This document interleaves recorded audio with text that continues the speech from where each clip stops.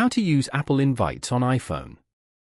To get started, first of all go ahead and open up the Invites app on your phone. Once you're here, tap on Continue. As you can see, an iCloud Plus subscription is required to invite people. Here, tap on Create Invitation below. You can edit your event's details over here. Tap on Add Background as shown. Choose a background that you like from the options available.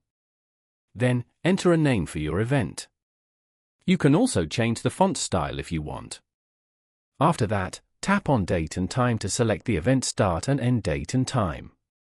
Once the date and time are set, tap on the tick icon. Tap on Location to add in the event location. Search for or select a location and then tap on the tick icon above. Now, tap on Preview at the top right corner.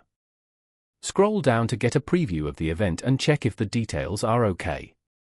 You are now ready to start inviting people to this event. Following these steps, you can easily use Apple Invites on iPhone.